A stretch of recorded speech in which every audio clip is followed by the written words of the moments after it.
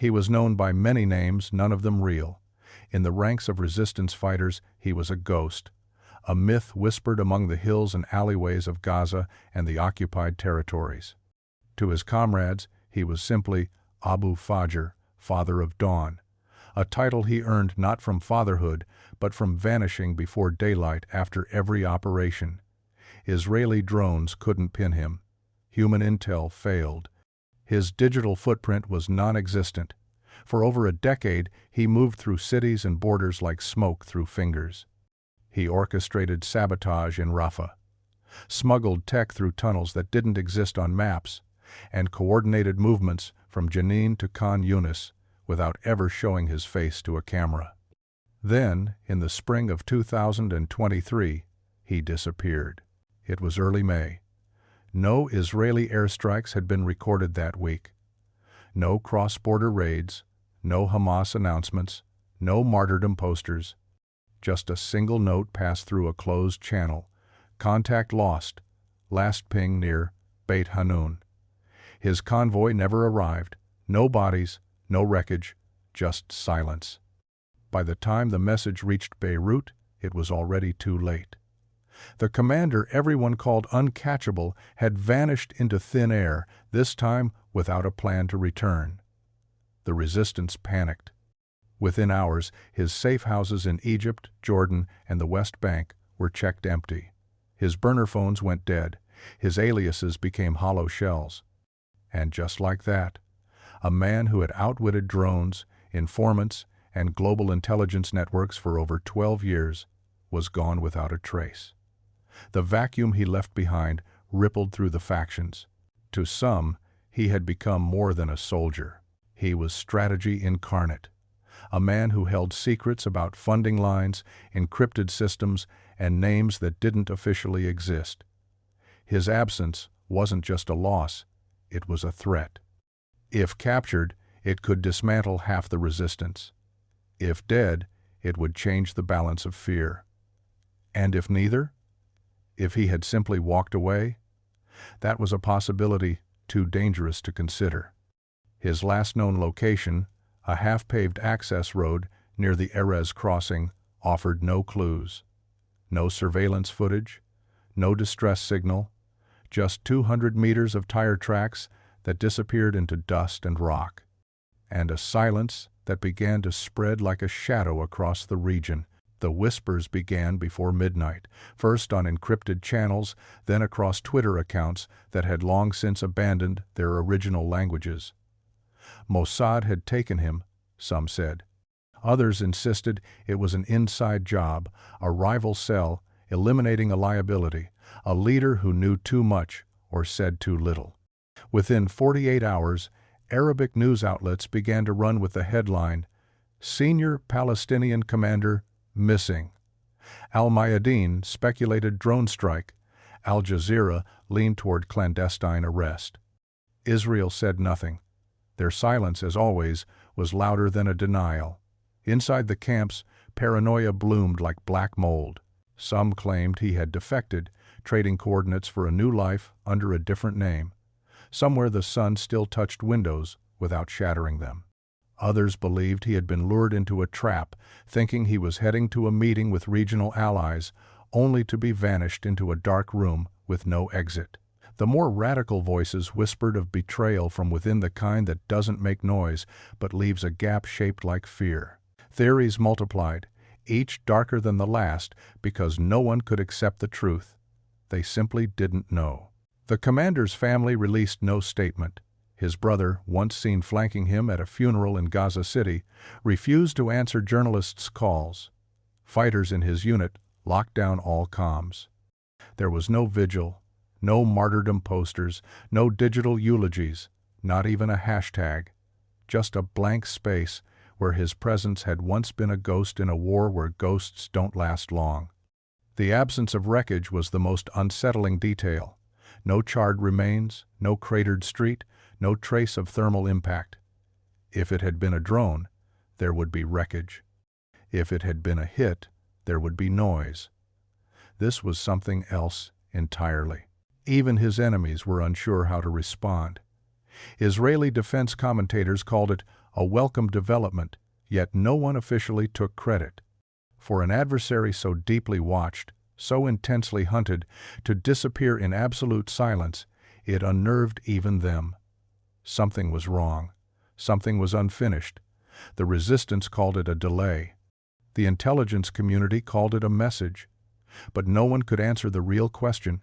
If he wasn't dead, and he wasn't captured, where the hell was he?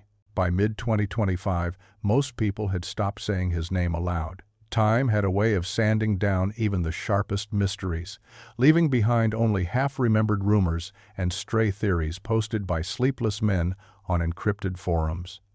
But on a humid afternoon in July, deep in the wooded borderlands weaving between Turkey, Lebanon, and northern Syria, the silence finally cracked. A hunter from a nearby village had wandered off the marked trail, following the spoor of a wounded boar. He'd trekked through waist-high ferns and thorn-thick brush when he noticed something unnatural, a straight line where nature preferred chaos.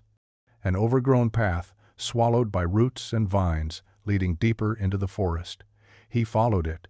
The farther he walked, the quieter the woods became, as if the birds themselves refused to sing near what waited ahead. Then he saw it, the edge of a roof smothered under moss and pine needles. The cabin appeared only when he was nearly on top of it, as if it had been purposely built to disappear. Its windows were fogged from the inside, its door warped by seasons of rain. The hunter hesitated, hand hovering over the rusted knob, before pushing it open. The stale air that drifted out was cold, unnaturally so, like something long sealed. Dust spiraled in the dim light.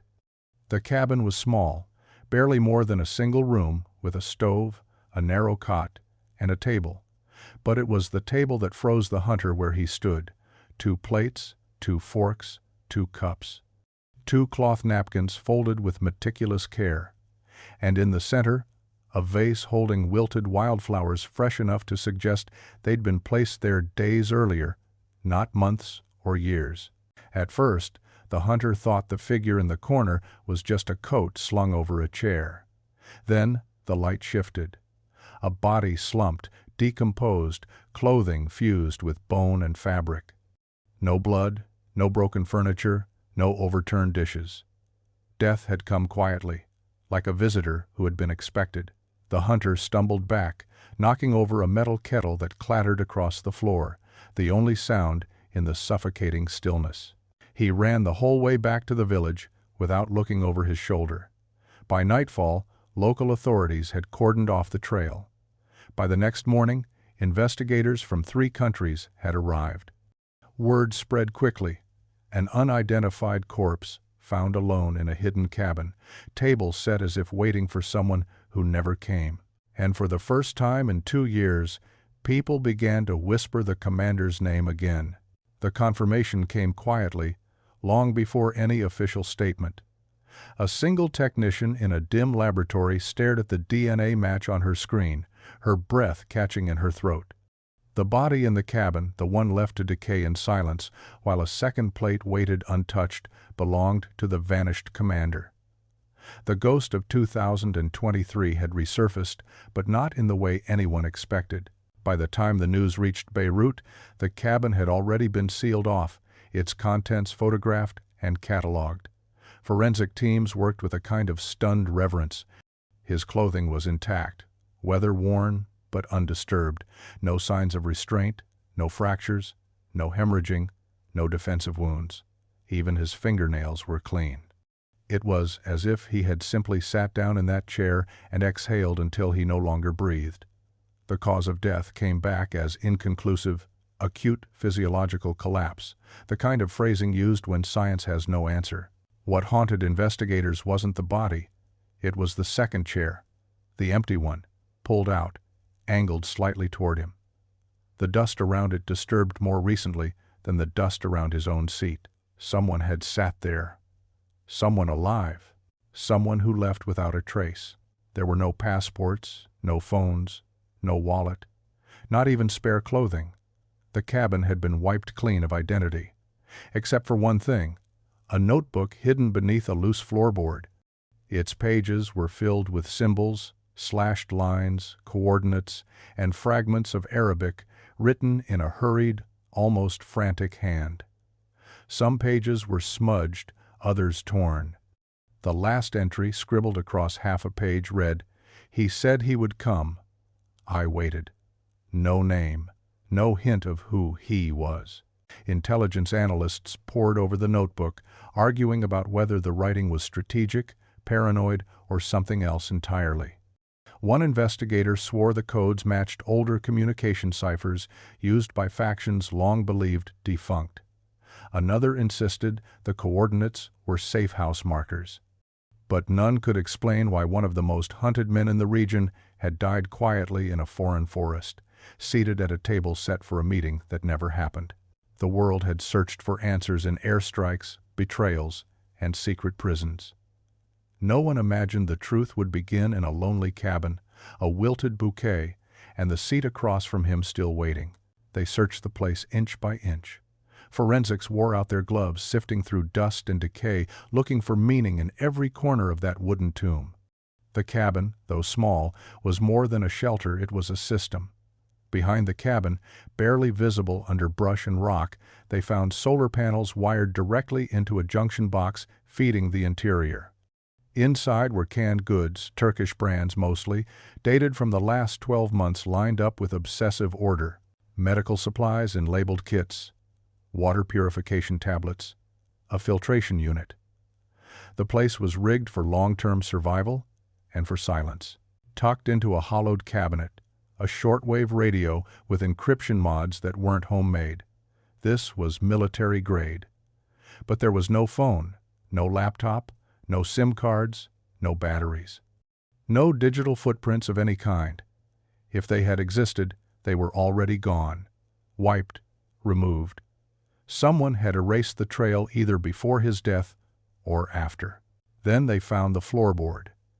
It wasn't loose so much as misaligned, shifted, maybe, by a boot during the scuffle that never happened.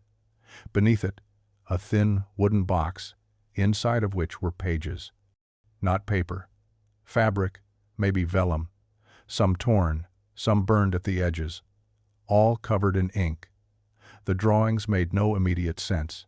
Circles within squares, arrows pointing nowhere. Repeating shapes like architecture plans or topographical sketches.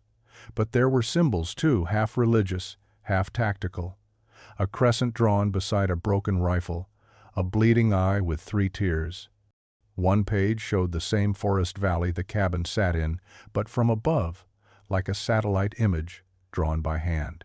Then came the wall. On the far side of the cabin, mostly hidden by a shelf of empty cans, someone had written a single line in faded black marker. The handwriting was rough, the letters uneven, as if carved in haste or desperation.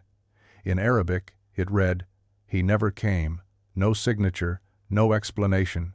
The air inside the cabin changed after that. Even the investigators noticed. What had been a crime scene now felt more like a shrine or a confession. A place not just abandoned but left behind. Whoever this man had been waiting for, he had waited until it broke him. And whoever he was waiting for had not come. The digital trail was empty.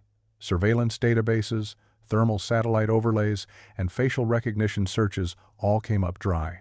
It was as if the commander had learned how to disappear even better in death than he ever had in life. But as investigators dug into regional footage and border records, a disturbing pattern emerged, not what was present, but what was missing. Border logs at the Syrian-Turkish crossing stations showed no Palestinian national entries under any name, fake or real. Security cams at checkpoints near the Hatay province suffered from technical issues for an entire week in early June 2025, exactly the window he would have passed through. Turkish intelligence denied any knowledge of his presence. But silence, in this case, said more than denial. A new thread emerged from the village closest to the wooded trail, just 20 minutes' walk from the cabin, if you knew the way. Locals were tight-lipped at first, wary of uniformed strangers and veiled questions. But one shopkeeper, an old man with failing hearing and better memory, said a quiet foreigner had come into his store 3 times over the last year. He paid in cash, always Turkish lira.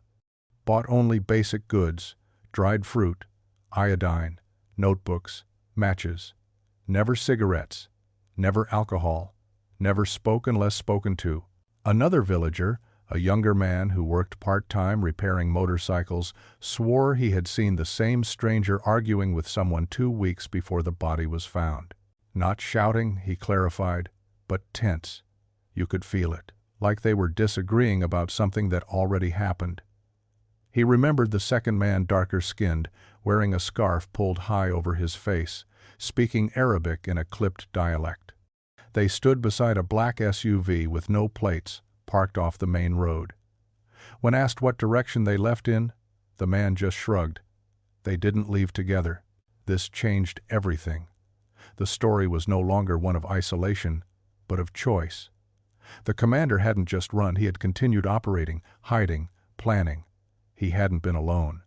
Someone knew where he was, someone came, and then left him there, to die. The days leading up to his death were suddenly darker than assumed. He wasn't just a vanished figure waiting in silence, he was a man cornered by the very forces he once commanded. Or perhaps betrayed by someone who promised to meet him, one last time, at a table set for two. By the end of July 2025, the discovery of the commander's body had become more than a news item, it was a cipher. Analysts, journalists, and anonymous military accounts flooded the digital sphere with interpretations, each more elaborate than the last. His death wasn't just unexplained, it was wrong, too quiet, too careful, too staged. In Tel Aviv, intelligence officials briefed parliament members behind closed doors. They didn't celebrate his death, they questioned it. A Mossad operative reportedly described it as unclean closure. In Beirut, Hezbollah-affiliated channels suggested betrayal from within, that he had known something he wasn't supposed to know.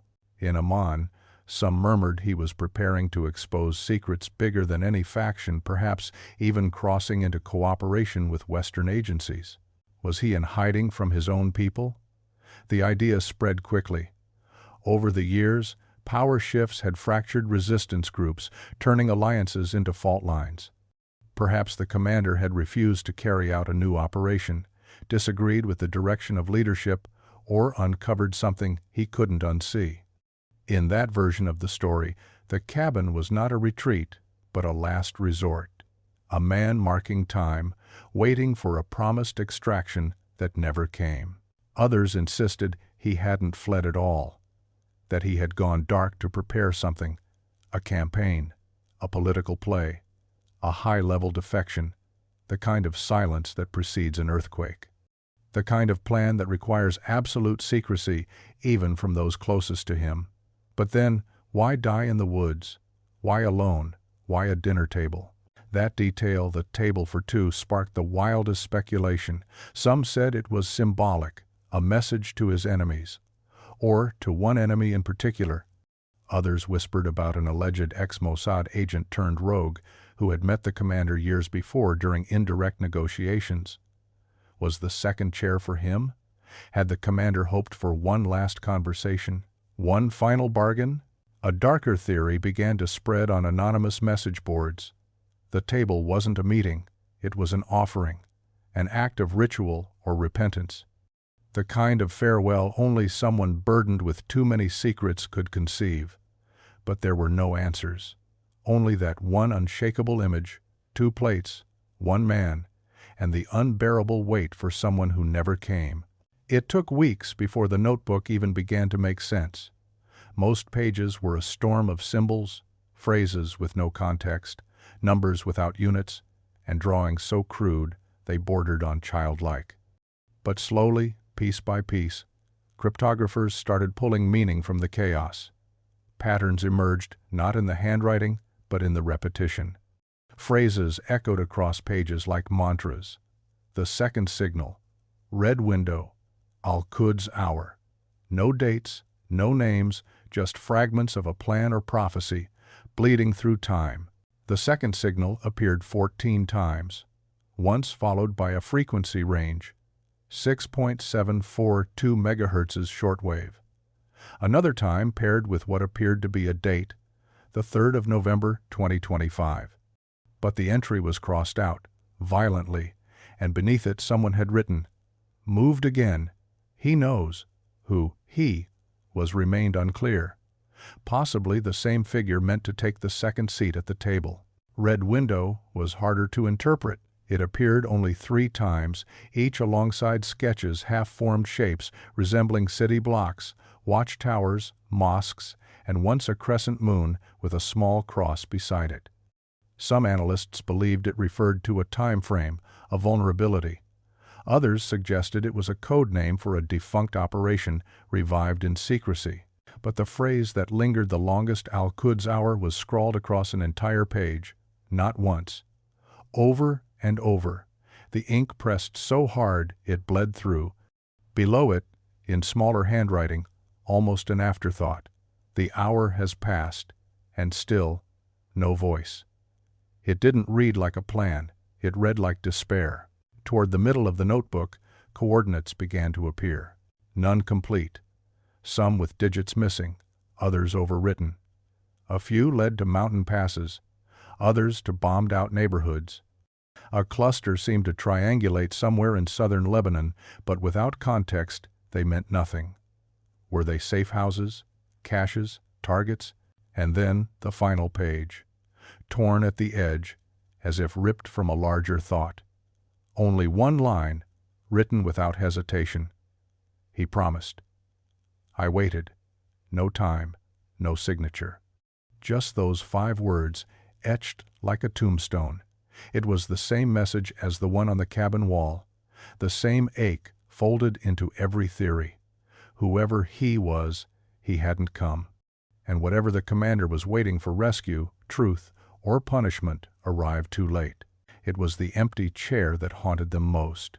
2 plates, 2 sets of cutlery, 2 cups, only 1 corpse.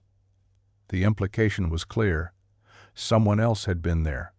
And not long before death claimed the commander. Forensics swabbed the ceramic surfaces, the silverware, the lip of the wine glass with surgical care. Dust, oils, trace saliva. And then, a partial DNA profile. Unsmudged, fresh enough to suggest contact in the final days. The profile was uploaded into Interpol's biometric network, cross-checked against military, civilian, and diplomatic records across 4 continents. The result? Nothing. No match. Not even a false positive. Whoever had shared that final, silent meal was not in any known system. Not a spy, not a soldier, not a man or woman with a name that could be found. Speculation turned feral. Was it a Mossad agent? A handler who had once tried and failed to flip the commander? Some believed it was a ghost from the past, someone who had disappeared years earlier during an aborted negotiation. Others proposed darker theories, that it was a double agent, or worse, a comrade, from within the movement, someone trusted, someone close enough to sit at that table without drawing a weapon. But the DNA results revealed something else. Blood marker variants consistent with Levantine ancestry, Palestinian or Syrian, maybe Jordanian. A familial proximity. Not enough to confirm a sibling, but enough to raise questions. A cousin? A half-brother? One former operative claimed, under anonymity, that the commander had once spoken of a man he trusted more than any other. Not a soldier, not a strategist, a friend from before the war. Someone who reminded him of the world before maps became targets. The file on that person, if it ever existed, was gone. Then there were the personal theories, the ones whispered behind closed doors. The commander had never married, never spoken of a family. Yet he always traveled with one photo, a boy, aged 6 or 7, standing beside a field of sunflowers, no name written on the back. The image wasn't found in the cabin. It was missing, like the guest, like the ending everyone hoped for but never received. Someone came to that table, Saturday 8, left, and didn't return for the burial. Whoever they were the last to see him alive, and they left him waiting. The flash drive arrived without a note. in a plain white envelope postmarked from Mersin. No return address, no fingerprints, just plastic, data, and silence. The journalist, a Lebanese freelancer known for covering high-risk intelligence leaks, plugged it in, expecting either malware or nothing at all. Instead, the screen flickered. A black-and-white video, grainy, low resolution. The timestamp had been wiped. The commander appeared almost immediately. Gaunt, unshaven, eyes rimmed with fatigue. He sat in front of what looked like the same cabin wall bare behind him, save for a single sheet of paper taped above his shoulder, half torn, with the words, "Do not wait," scrawled in Arabic. The lighting was natural, soft. Maybe early morning. He didn't look directly at the lens at first, just off to the side, as if waiting for a signal. Then he began to speak. His voice was rasped, thinner than expected, but steady. He spoke slowly, deliberately, as if choosing each word not for clarity, but for what he wasn't allowed to say. "I was told not to record this," he said, "but I know how this ends. Not with gunfire, not with drones, with forgetting, with silence." He paused, wetting cracked lips. There was a plan, a real one, but the others, they changed it. They sold pieces of it to too many hands. I became the liability, the cost. You want to know why I left? Because I saw what they did in my name, what they planned in yours. His eyes flicked to the side again. Fear, or memory. I waited here because he promised. He said he'd come, that we'd finish what we started. A correction, something better than revenge. He leaned forward now, and for the first time stared directly into the camera. If you're seeing this, it means he never came. The footage ended with a soft click. No distortion, no fade to black, just static.